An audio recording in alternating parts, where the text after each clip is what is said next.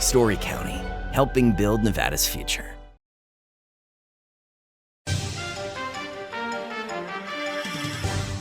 Welcome to Nevada Newsmakers. On the broadcast today, Joe Asher joins us. He's the owner of Boomer's Sportsbook. He's here for the whole show on an all-new Nevada Newsmakers. Reno is full of hard-working, caring people. We're neighbors, business owners, families who need attainable homes, good-paying jobs, and a future we can count on. What we don't need are more big political promises with bigger price tags and politicians who let the latest Washington trends guide their policies. We need no-nonsense leaders with fiscal discipline who are focused on results for Reno families. I'm Kathleen Taylor, and I'm running for mayor to do just that. The Nevada Builders Alliance has been protecting the interests of the construction industry for over 50 years. Our programs save members thousands of dollars every year and allow them to provide much-needed benefits to their employees. Our industry also allows Nevada to grow. If you're thinking about a career in the construction industry, reach out. And if you haven't thought of a career in construction, what are you waiting for? We are the Nevada Builders Alliance. Meet Nevada Health Link, Nevada's official health insurance marketplace. Your link to savings, selection, free assistance, and name brand health insurance, where 90% of enrollees lower the cost of their monthly premium. Everyone deserves access to quality health coverage, no matter your income or family size. Visit NevadaHealthLink.com. A few minutes could save you hundreds of dollars per month. Nevada Health Link. Our plans are made for your plans. Like a traditional handmade basket, retail is woven into the fabric of life in Nevada. From big box to mom and pop, retail supports our communities in countless ways. Jobs for the disabled, team uniforms for kids, help for the elderly, and so much more. Retail employs over 1 in 10 workers. Retail supports Nevada, and we support retail. RANNV.org. This is Nevada Newsmakers with host Sam Shad, a no-holds-barred political forum. Now, from the Nevada Newsmakers broadcast headquarters, here is Sam Shad. And back on Nevada Newsmakers, we're delighted to welcome back to the program Joe Asher. He's the owner of Boomer's Sportsbook. Pleasure to have you back on the program here in Las Vegas, sir. It's great to be with you again, Sam. So since we last talked, which seems 15 minutes ago, how many more stores have you opened? Well, we've got 9 open as of right now. We're going to open our 10th tomorrow at Sierra Sid's in Sparks, which we're real excited about. And then number 11 will open Friday in Fallon at Stockman's Casino there. And we expect to have 20 open by the start of football season. So it's a busy time. It seems to me at this point that I would be thinking that because of all the stores you've opened so far, that there are a lot of people knocking on your door saying, how about me? Well, look, it's a combination of folks reaching out to us, and of course we're reaching out to people as well. But the idea, as we talked about the last time, is to build out a statewide network of sports books where people can go and have a bet on a game, but also importantly, in Nevada, you got to physically go in person to register for your mobile account. So the sports books are also mobile acquisition locations, and so we're trying to get as many people signed up for the Boomers app as we can, and then a big push, of course, over the summer in advance of the football season. Have you ever thought about doing what Harris did when they were promoting their card in the initial days, where when they were going to open up in a market, for example, New Orleans, they would take space at a local mall and sign people up in the mall, even though the casino wasn't open yet? Are you allowed to do that, or does it have to be a place where? No, you must physically go into one of our sports books in order to sign up. You can download the app, you can fill out all the information, you can scan your driver's license, but in order to activate the account, you just have to be physically present in the sports book. You actually don't even have to talk to anybody in the sports book. You can do it all on your phone, but you must physically be in the sports book at the casino in order to sign up. Okay, I have a goofy question, and feel free to say I can't answer that question if you can't. How does it work with laying off? If somebody walks in and wants to, or does it on their phone, wants to place a $10 million bet, do you lay it off? How does that work? Yeah, typically sportsbooks do not lay off bets. I think in all the years I've been in it, I think there was one time where we laid off a bet, and that was due to the sale of Brandywine was pending to William Hill, and there's some working capital issues that came into play. But typically, sportsbooks don't lay off. You just move the line if you're uncomfortable with that risk position.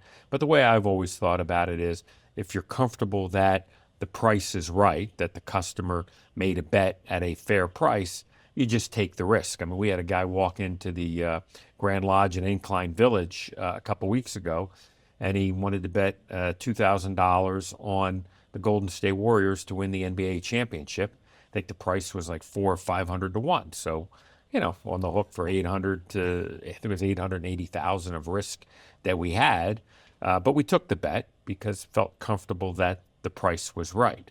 Now, had the Warriors actually made a run and gotten into the quarterfinals or even the semifinals, maybe you could decide that you want to be heavy on the other side to sort of balance out some of that risk, but you don't actually lay off a bet. Okay, so it's all on you. It's your brain that makes it work. It's not my brain, it's the brain of the team. Fortunately, my brain is able to know that I need really smart people who know what they're doing around me. So Nick Bogdanovich, who's our head bookmaker, probably without question the number one bookmaker in the state of Nevada. Nick and I, of course, worked together at William Hill from the very first day that we started until the day that Caesars bought it. And so it's great to get together with him again.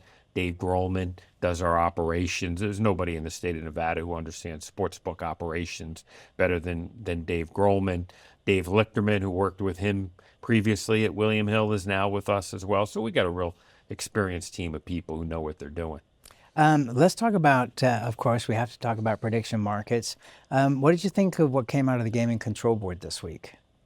Well, let's go back to the Ninth Circuit argument. There's been a decision in the Third Circuit since we last got together on this topic. But look, there's no doubt that prediction markets are just a fancy word for a betting exchange, and it's sports betting.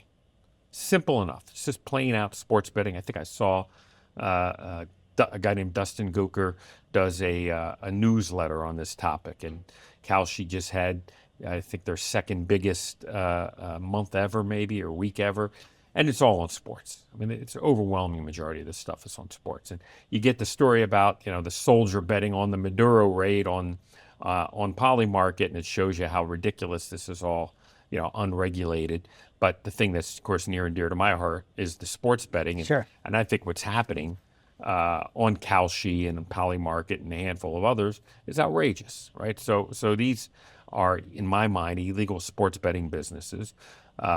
The Third Circuit Court of Appeals back east ruled 2-1 in favor of Kalshi. We just had an oral argument in San Francisco in front of the Ninth Circuit, in front of, by the way, 3 Trump-appointed judges. And it's always difficult to predict what's going to happen from an oral argument, but certainly there are some very pointed questions asked towards the Kalshi lawyers, and one thinks perhaps that the Ninth Circuit might be sympathetic to the state's argument. There was a ruling that just came down in the Sixth Circuit governing Ohio that also seems sympathetic to the state's police power to regulate sports betting.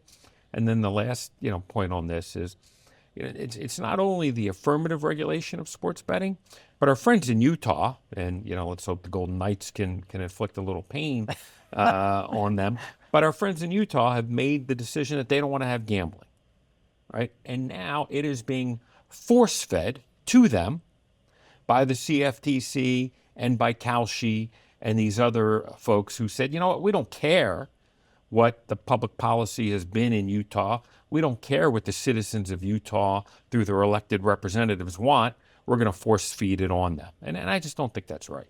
All right. So, I mean, as this keeps going, because it's going to be going for quite a while here because we have lawyers involved and things don't get resolved quickly.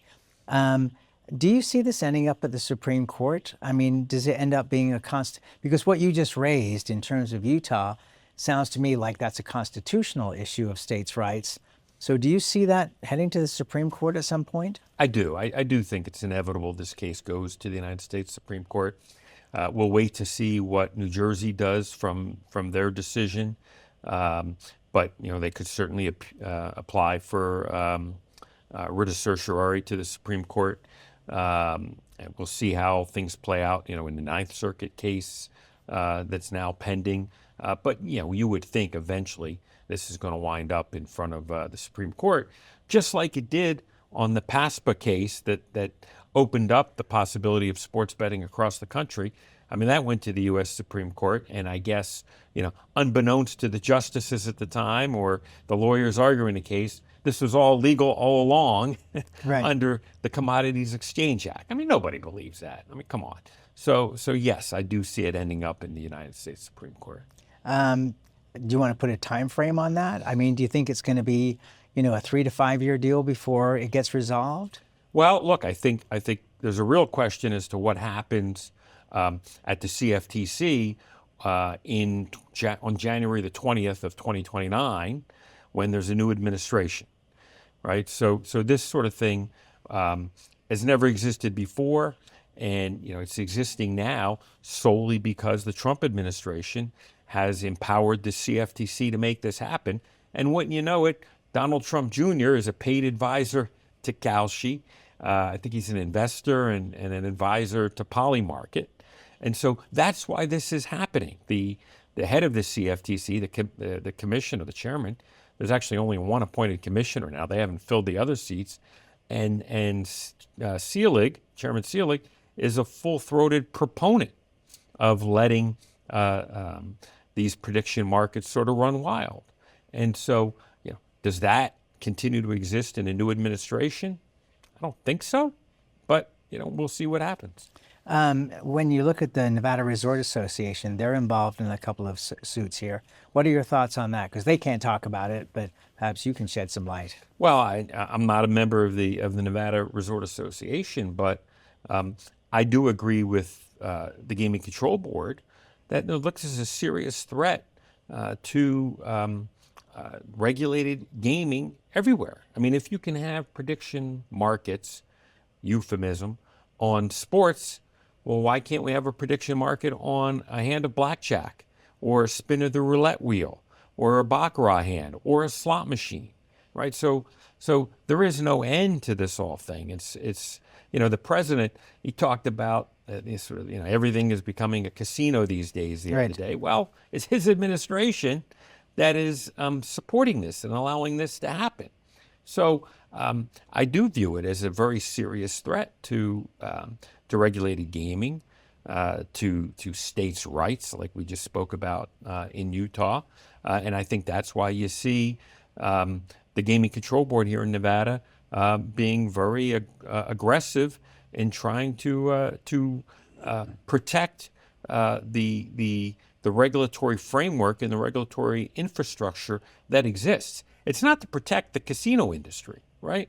I mean, people can come, invest capital, build a casino. I mean, look what's happening, right down the street. There's an amazing guitar hotel going up. Right. Hard rock. With this, the Seminole tribe coming in from Florida. So this isn't like, protect the Nevada interests, even my business, right? I mean, William Hill got sold to Caesars. I was out of action, right? But I've started a new company because you see what the rules are, you follow the rules, and you can be a participant. So this isn't about protecting any particular company, for instance, but it is about the integrity of the regulatory framework and the regulatory structure. And so there's nothing wrong with a betting exchange or a prediction market. Just go get licensed, get approved by the Gaming Control Board and the Gaming Commission, pay the taxes, follow the same rules as everybody else. I mean, that's the way it works. Okay, so gaming taxes is one issue. The other one that's been a big deal in Nevada for the last few years is money laundering. Your thoughts on how that plays into this? Well, the potential, at least. Look, there's always the potential for nefarious activity. Okay, the best way to deal with nefarious activity is to have things regulated fairly heavily, in my opinion, especially around gambling, and then have an obligation upon operators to report suspicious activity when it arises. Right? When you relegate gambling to the dark corners of the internet or the street bookies and what have you, any sort of nefarious activity does not come to light. And if it does, it's only because it gets sort of stumbled upon. I remember when that referee in the NBA was found to be betting on games. I think there was a police investigation into something else, and he happened to be picked up on wiretaps, or his co-conspirators were. But I think it's important to have an obligation upon operators to report suspicious activity, whether that's relating to the integrity of the game, whether it's having to do with movement of funds, or any sorts of other activities. Right? That's what the legal regulated market brings. Have we seen any interest in this at this point from FinCEN? On the prediction markets? Yeah. Not to my knowledge. Now keep in mind, to the extent that this is all account-based wagering being done over the internet, there's actually not the movement of hard dollars, currency. It's all being done electronically as opposed to cash over the windows. But doesn't the $10,000 limit apply? I think the $10,000 limit applies to cash transactions, right? So not necessarily to electronic transactions. The requirement to file suspicious activity reports still exists, but I have no idea what, if anything, they're doing in that regard, right? They're just taking the approach, and they being Kalshi, that this is all up to the CFTC, and we self-certify everything, and away we go. Right? It is not how we have regulated gambling in this country throughout its history. Right? It's never been this, have at it, boys. Now, if you want to have the public policy debate as to whether that's good or bad, I'll certainly argue that it's bad, because I think gambling is a product that needs to be regulated, because people can get into trouble using a legal product if they don't do it in the right way. And so therefore there's regulation in place to try to address those greater societal issues. But when you have scenarios where soldiers are betting that Maduro is going to be out of power on a certain date because they're part of the planning for a raid, I mean, come on, that's just really ridiculous, right? Well, it's insider trading. It's insider trading, and do we want people, why do we want people betting on this kind of stuff, right? This idea that this is a source of truth, come on, give me a break. It's not. Okay, it's just where betting markets happen to think what an outcome is going to be, but that doesn't mean this is any sort of source of truth or anything like that. And the idea that this is sort of peer-to-peer wagering, that's also a fallacy, right? There's market makers on the other side of transactions, and if somebody wants to bet $25 to try to win $1 million, well, you're not going to get a guy off the street willing to take the other side of that bet. He's not going to gamble to make $25 or lose $1 million. But you have market makers who do that, and they're functioning effectively as bookmakers. Yes. All right. Let's take a break. More with Joe Asher. We're going to try to get him wound up here for the next segment. We'll be right back. You'll be rolling with some swag during the $150,000 Spring Bling giveaways at Tamarack Casino. Make it rain with up to $5,000 in cash every week and 20 large in cash guaranteed during the grand finale drawing. We're blinging in your good times at Tamarack Casino. My whole life has been public service. It's about people. And when we work together instead of yelling at each other, we get things done. We don't always get everything we want, but that's our system of government. Give and take. We don't give up, we keep working, we keep pushing. And when we break ground on Nevada's first children's hospital, when crime rates come down, and when graduation rates improve, that motivates me. That's why I do it. Welcome to Story County, where history meets innovation and a pioneering spirit continues to shape our future.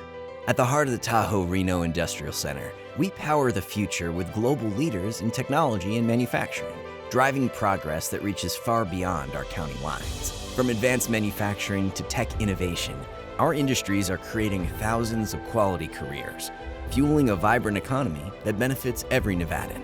Our community is our foundation. Be part of a legacy built on bold ideas and boundless possibilities. Story County, helping build Nevada's future. The trucking industry is the most resilient link in the supply chain. And for over 90 years, the Nevada Trucking Association has been the voice for the men and women in the trucking industry. From Carson City to Washington, D.C., we advocate for policies to protect our trucking companies and keep commerce flowing. Because Nevada's and America's prosperity is tied to trucks. There's nothing without trucking.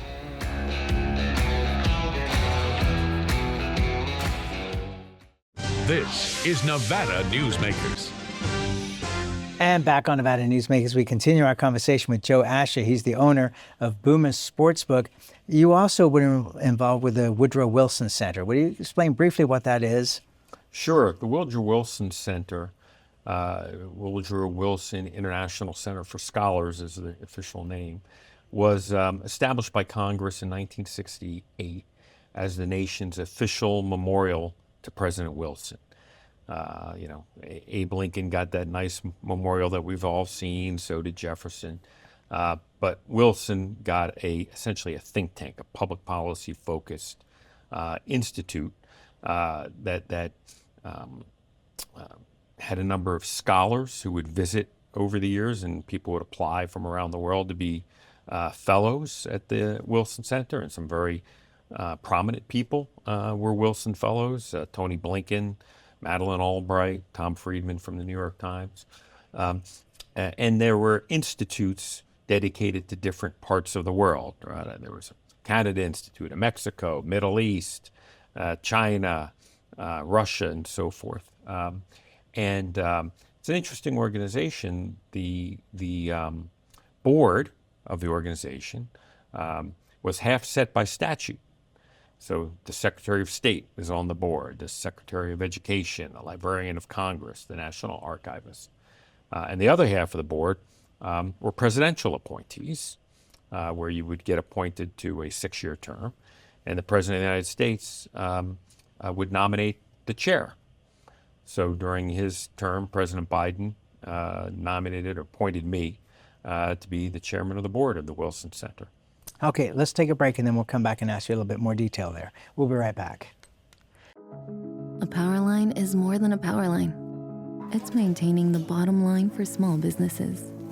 It's keeping the assembly line moving for our workforce. For our brightest minds, it's meeting a deadline. It's on the front line with our heroes. And on the sidelines of the biggest games.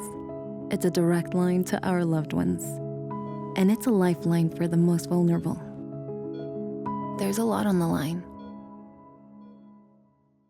We're the Peters family, 2 combat veterans, our daughter Elle, and our Liberty Dogs puppy in training, Cooper. Cooper will grow up to be a life-changing companion to a veteran with visible or invisible challenges. We're helping Cooper build focus and confidence so he's ready to support his veteran. And we know he will help bring happiness and independence to his veteran's life. So join us, become a puppy raiser, and change lives, one puppy at a time.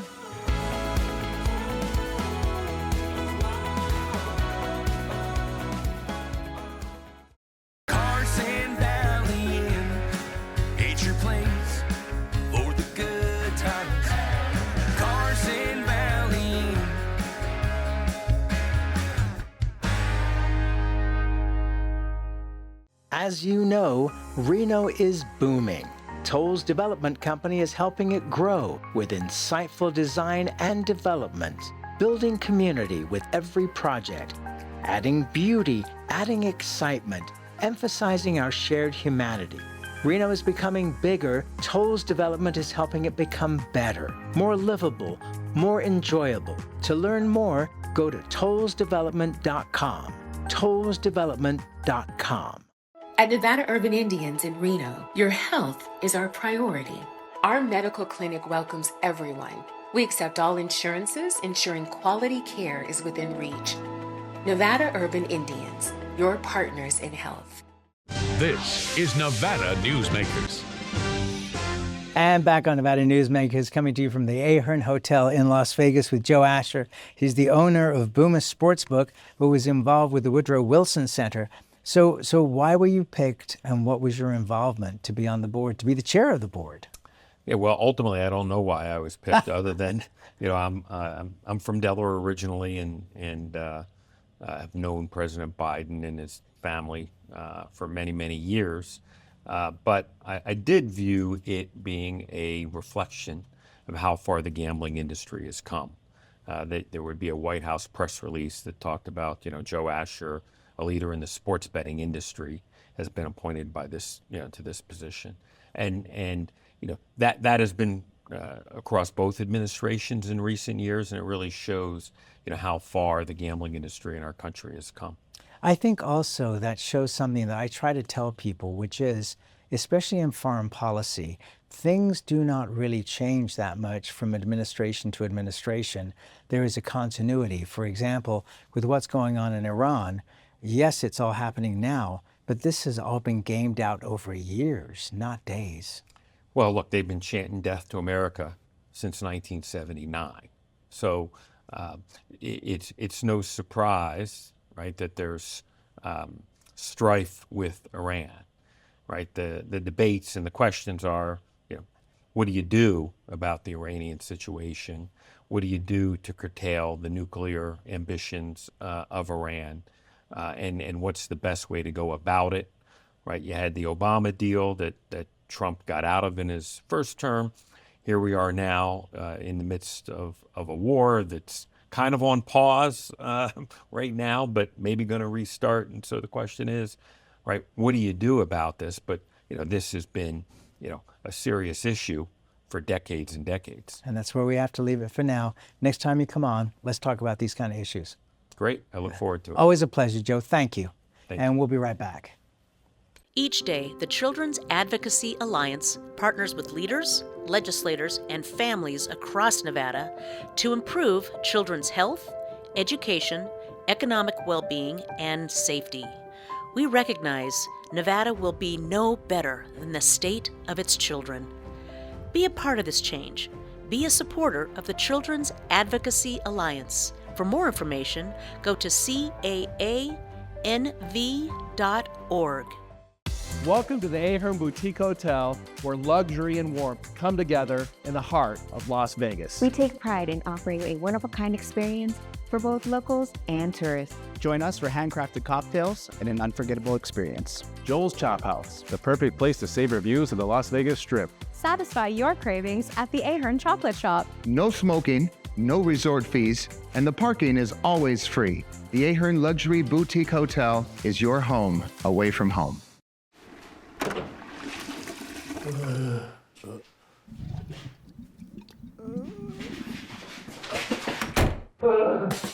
It happens.